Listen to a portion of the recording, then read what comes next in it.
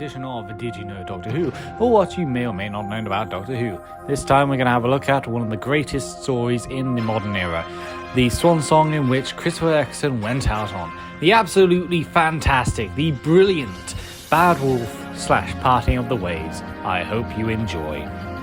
Working titles for Bad Wolf were Game Show World and The Parting of the Ways Part 1. Originally, you would have seen the whole of Jax's ass on screen, but the BBC censored this and thus it was cut away quickly. This is the second time the Daleks use a human controller, only for that human controller to betray the Daleks.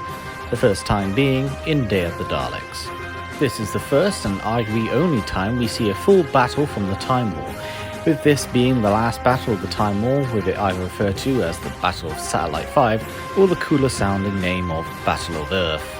This is the first instance since the Classics era's fourth series where there are more than one Dalek story in one series. The story Bad Wolf introduced the Deadlock Seal. The diary room chair used in Bad Wolf would later be sold to Channel 4, and ironically would appear in Ultimate Big Brother.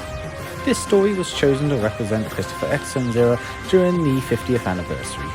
The concept of the android and using the weakest link in general was thought of as far back as 2000 and in 2001, and was inspired by a trip to New York City where Russell T Davies went on during the promotion of Queer as Folk, as he witnessed a huge advert of Anne Robinson being intimidating.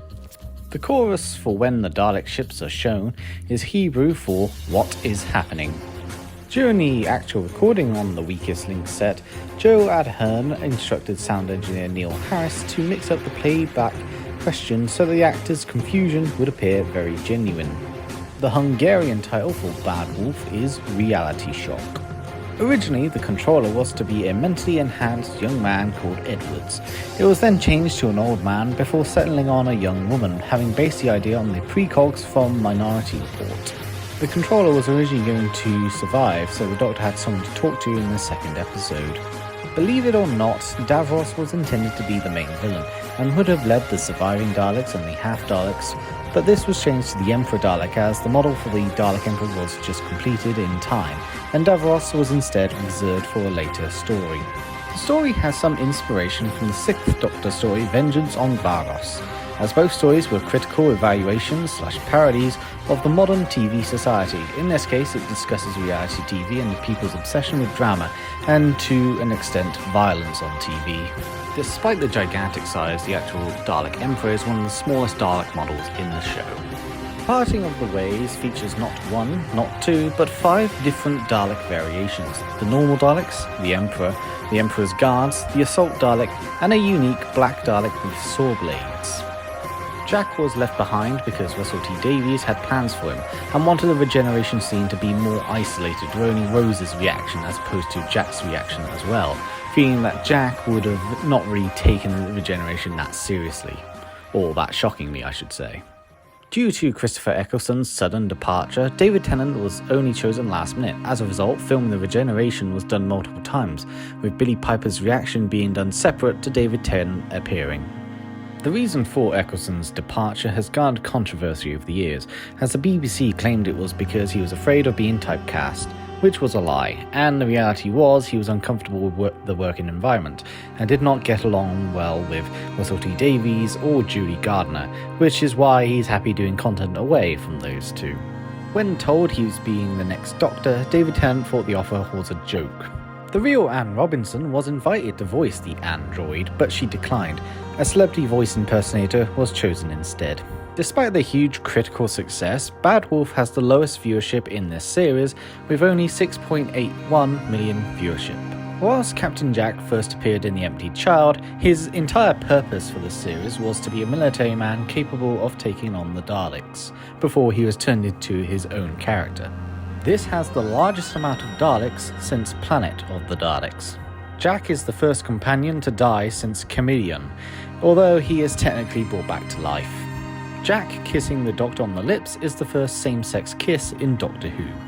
This is the first time the Doctor, or any Time Lord for that matter, regenerates standing up. The Dalek mutant in the Dalek Emperor's case had been damaged by the water inside, destroying the electronics, which is why the Emperor mutant simply jolts forward instead of jiggling about. It's also why in later editions of Dalek episodes, the Dalek mutant is always CGI, because their only model was destroyed. Aside from Mickey and Jackie in modern day 2006, only Rose doesn't die in this story. Jack, however, is resurrected and the Doctor does regenerate, but the death toll in this story is the highest of the first revival series. The press release was shown a fake ending where it ends with the TARDIS scanning Rose, and a display reading, "Lifeform dying." Concept art of the Dalek Emperor depicts the Emperor as a gigantic black Dalek with electricity zapping all around it. There was even an idea to make the Emperor gold and purple, as purple is associated with royalty. Interestingly, the idea of a gold and purple Dalek is used for the time controller in the Big Finish audiobooks. Russell T Davies wanted the Doctor regenerating at the end to be a surprise, but the BBC spoiled it when The Unquiet Dead aired, then later announcing Dave Tennant as the new Doctor, spoiling that also. Even the Daleks reveal was spoiled by Boomtown's Next Time teaser. There is debate over whether this is the same Dalek Emperor as the Evil of the Daleks one, or a completely new Emperor. Many different sources conflict and claim both, and others say that it's two separate Dalek Emperors. As you may know, as I revealed in my second ever Did You Know Doctor Who about Dalek, because of disputes with the Terry Nation estate, if the Daleks were unavailable, the Cybermen or the Toclophane would have appeared in the finale instead. Other reality/game shows that could have appeared was Robot Wars 1 and a Top Gear one. However, Robot Wars was no longer BBC property and was cancelled in 2004 after moving to Channel 5, and Top Gear was rejected because it just didn't fit. Interestingly, a Big Finish audiobook called Max Warp revisited the Top Gear-esque idea. Bad Wolf was intended to continue haunting the characters in Series 2, but because they didn't know if the series would continue or be a success, they ended the arc in this first series. How, of course, this went on to be a huge success, and Series 2 was greenlit. And that is it for today. I hope you enjoyed this rather long Did You Know Doctor Who. Bad Wolf / The Parting of the Ways is perhaps one of the best series finales of the revival era. It is genuinely fantastic from beginning to end. The reveal of the Daleks, whilst it was kind of spoiled by the Boomtown Next Time teaser, is genuinely one of the best parts of this series. I also love the dialogue between the Doctor and the Daleks throughout these two stories. One of my favourite is obviously the no defences, no plan moment, which is absolutely brilliant. I love the back and forth between the Doctor and the Dalek Emperor as he's questioning whether to annihilate the Daleks but in turn destroy Earth at the same time. That moral dilemma that the Doctor has, and when he says to the Dalek Emperor that he's a coward any day. Such a fantastic scene. And I also love how incredibly dark this is. Other Dalek stories seem to not really reflect the evil that these Daleks are. The other Dalek stories after this seem to just let a load of people live, and the Daleks seem to miss every shot, or not necessarily miss every shot, but kill very specific characters. In this, they go into a room full of people, innocent, ordinary civilians, and they just kill them all. That is a truly frightening scene. There's also the scene when he kills the girl at the top. I forgot her name, I do apologise.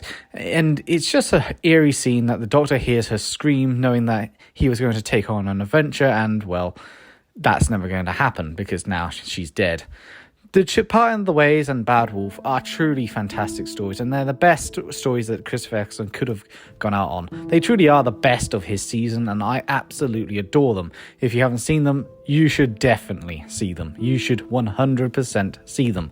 They are not only one of the best Dalek stories out there, they are one of the best revival era stories, and one of the best series finales out there.